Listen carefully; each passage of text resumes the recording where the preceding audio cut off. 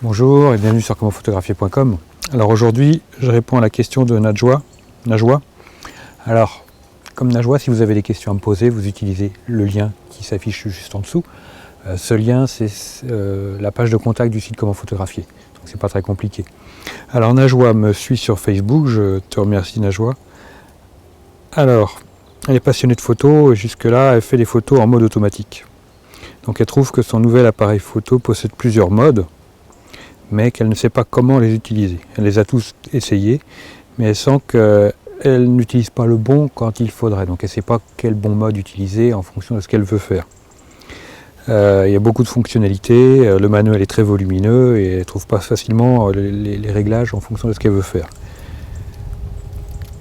Donc ce qu'elle aimerait faire, c'est des photos artistiques, du paysage, du portrait. Alors bon, Najwa, j'en ai parlé lors du lancement de la formation Comment Photographier, qui a fermé ses portes il n'y a pas longtemps, mais elle les réouvrira d'ici quelques mois, rassurez-vous. Comment trouver le bon mode? Déjà, premièrement, qu'est-ce qu'on a comme mode? Donc, je vais m'attarder que sur ceux qui seront le plus intéressants pour toi, Najwa. Tu as dit que tu voulais faire du portrait, que tu voulais faire du paysage. Eh bien, déjà, le mode priorité diaphragme va t'aider pour faire du portrait et du paysage. Pourquoi? Parce que tu vas pouvoir gérer la netteté, la zone de netteté de ta prise de vue avec le mode priorité diaphragme. Plus tu fermes ton diaphragme, plus tu vas avoir un champ de netteté important. Plus tu ouvres ton diaphragme, plus tu vas avoir un champ de netteté très restreint. Donc, mode priorité diaphragme pour faire de beaux paysages. En fermant un peu son diaphragme, on va avoir des premiers plans, des arrière-plans bien nets. Photo de portrait, en ouvrant bien son diaphragme, on va avoir un visage bien net et un fond bien flou.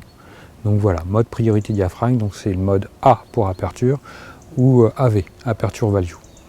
Ensuite, tu as le mode priorité vitesse, donc c'est là que tu vas gérer la vitesse.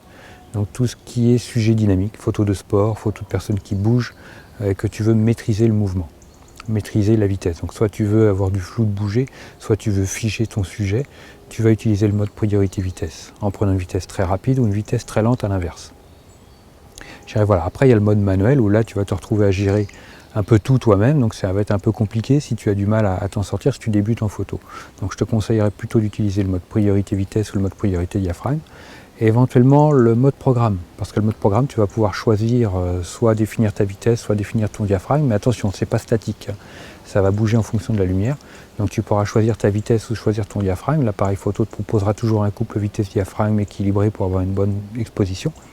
Donc voilà. Voilà pour toi au niveau des modes de prise de vue. Donc mode priorité vitesse, ça sera TV, time value, ou S pour speed. Donc voilà, je pense que j'ai tout dit pour toi Najwa, et puis je te souhaite bonne photo. Il y a pas mal de vidéos sur le site qui vont répondre aussi à tes questions sur les modes. Donc je t'encourage à aller voir sur le site commentphotographier.com pour trouver toutes les réponses à tes questions, parce qu'elles y sont obligatoirement. Il y a plus de 250 vidéos gratuites sur de la formation photo, sur comment fonctionne ton appareil, comment fonctionnent différentes techniques. Voilà, donc ça serait dommage que tu ne trouves pas ce que tu cherches. Je pense que tu le trouveras sans problème. Merci à tous, un petit like, ça me fera plaisir. Moi je vous like de toute façon. Et puis je vous dis à très vite sur commentphotographier.com.